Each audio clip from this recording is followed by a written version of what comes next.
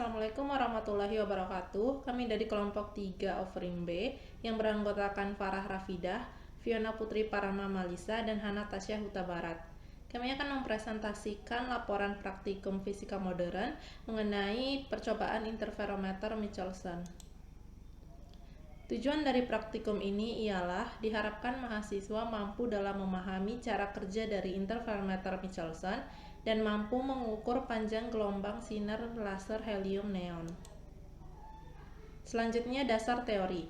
Interferometer merupakan alat yang dapat digunakan untuk mengukur panjang atau perubahan panjang dengan ketelitian yang sangat tinggi berdasarkan garis-garis interferensi, di mana sumber cahayanya menggunakan sinar laser merah dari helium neon. Prinsip kerja dari alat percobaan ini ialah seberkas cahaya monokromatik dipisahkan pada suatu titik tertentu sehingga masing-masing berkas cahaya dibuat melewati dua panjang lintasan yang berbeda, lalu disatukan kembali melalui pantulan dari dua cermin yang letaknya saling tegak lurus dengan titik pembagi berkas tersebut. Setelah berkas cahaya monokromatik tersebut disatukan, maka akan terlihat pola interferensi akibat dari penggabungan antara dua buah gelombang tersebut, dan akan teramati pola gelap dan pola terang. Sumber cahaya ini awalnya ditembakkan ke interferometer dan akan mengalami pemfokusan melalui lensa cembung, lalu cahaya ini dijatuhkan pada cermin separuh mengkilat M untuk memantulkan sebagian cahayanya yang datang dan sebagiannya lagi diteruskan. Di M, cahaya terbagi menjadi dua bagian, yaitu ditransmisikan menuju cermin M2 dan yang kedua dipantulkan menuju cermin M1. Oleh M1 dan M2, cahaya tersebut dipantulkan kembali ke arah M, kemudian diteruskan pada layar. Karena keduanya berasal dari satu sumber cahaya yaitu laser, maka keduanya merupakan sinar koheren dan dapat berinterferensi. Andaikan mula-mula pusat dari pola garis interferensi yang terjadi pada layar ini kelihatan terang, maka bila M2 digeser sedemikian rupa ke M2 aksen, akan terbentuk cincin terang berubah ke terang berikutnya. Maka lintasan cahayanya yang menumbuk M2 telah bergeser sejauh satu panjang gelombang atau sejauh S. Pergeseran M2 ke belakang ataupun ke depan sama akibatnya, karena cahaya ini terjadi dua kali atau bolak-balik melalui lapisan udara yang sama. Berarti cermin M2 telah mundur sejauh setengah panjang gelombang ke M2 aksen. Dengan demikian, besarnya S ialah N dikalikan dengan lambda, di mana N merupakan jumlah perubahan cincin gelap terang gelap atau terang gelap terang pada pusat lingkaran, dan lambda merupakan panjang dari gelombang laser. Nilai dari S atau perubahan panjang lintasan cahaya merupakan 2 dikalikan dengan mutlak dari selisih M2 aksen dikurang M2, maka nilai lambda sama dengan 2 dikali dengan mutlak M2 aksen dikurang M2 dibagi dengan N. Selanjutnya, ini merupakan skema percobaan dari interferometer Michelson. Pada sisi kanan skema ini merupakan sumber cahaya, lalu di tengahnya merupakan cermin setengah mengkilat M, ada cermin tetap M1, dan cermin gerak M2. Lalu pada bagian sisi atas ini merupakan cincin lingkaran yang terbentuk pada layar. Baik, untuk alat bahan yang dibutuhkan dalam praktikum kali ini, yang pertama ada setup interferometer Michelson, ada yang kedua laser HENE, dan yang ketiga ada layar putih atau kertas.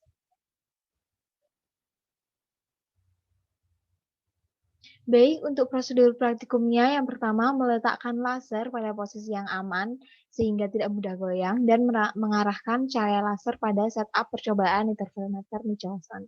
Yang kedua, menyalakan laser dan memberikan lensa positif, agar sinar laser ini lebih menyebar. Kemudian mengatur posisi cermin setengah mengkilat sampai berkas laser terbelah menjadi dua bagian yang saling tegak lurus, yaitu cahaya akan dipantulkan ke layar dan diteruskan ke cermin. Dan cahaya dari cermin akan dipantulkan menuju ke layar. Yang ketiga, mengatur cermin M2 sampai terjadi bayangan di layar berbentuk cincin lingkaran. Dan yang keempat, mencatat posisi M2, kemudian menggerakkan perlahan-lahan vernier dan menghitung banyaknya perubahan pergeseran terang gelap terang pada pusat kunci, serta mencatat posisi M2 berdasarkan pergeseran pembacaan skala pada vernier ini. Demikian seterusnya sampai mendapatkan beberapa data. Berikut adalah data pengamatan yang kami peroleh.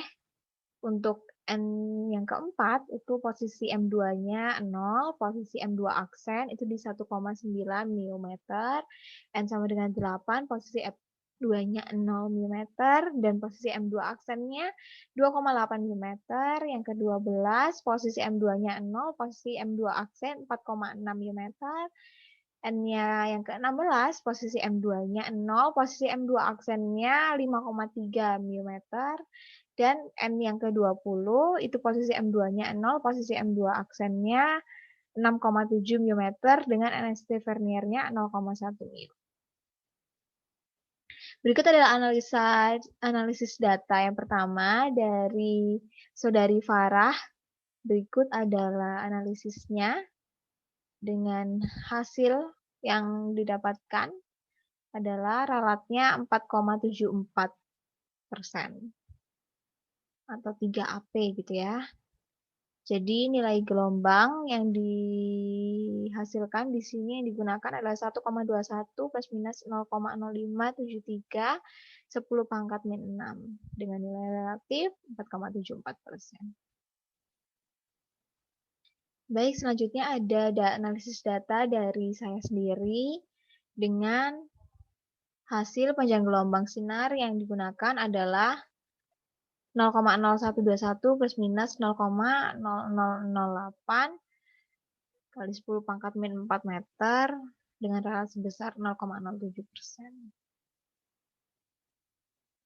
Baik, yang ketiga adalah analisis data dari Saudari Tasya dengan hasil 0,0120 plus minus 0,000838 kali 10 pangkat min 4 meter dengan ralat sebesar 6,97%.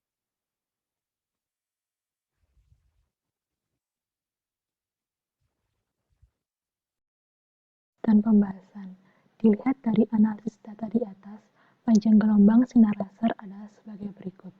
Berdasarkan teori, jangkauan panjang gelombang sinar laser warna merah adalah antara 620 sampai 750 nanometer.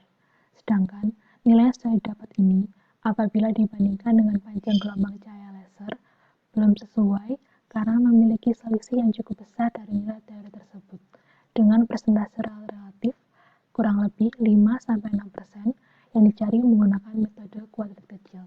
Sehingga dari hasil pengukuran dan setelah dilakukan analisis, didapatkan bahwa besar panjang gelombang cahaya yang digunakan masih belum bisa memenuhi jangkauan panjang gelombang secara teoritis. Adapun beberapa kesalahan yang dapat terjadi saat sedang mencari data, tepatnya saat proses pemutaran mikrometer terhadap pola string yang dapat dilihat pada layar pengamatan. Contohnya kelebihan 0,1 mm.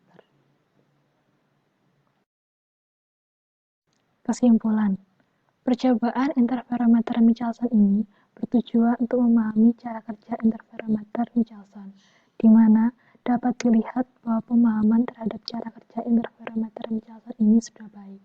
Dibuktikan dengan adanya ralat relatif tidak lebih dari 5%. Selain itu, percobaan ini juga bertujuan untuk mengukur panjang gelombang sinar laser, di mana didapatkan data panjang gelombang cahaya laser yang digunakan yaitu sebagai berikut. Oleh karena itu, dapat disimpulkan bahwa kedua tujuan dari percobaan interferometer Michelson ini sudah tercapai.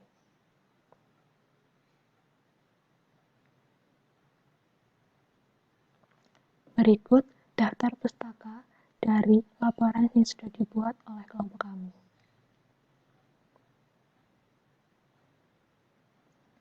Berikut lampiran dari pengambilan data yang sudah dilakukan oleh kelompok kami.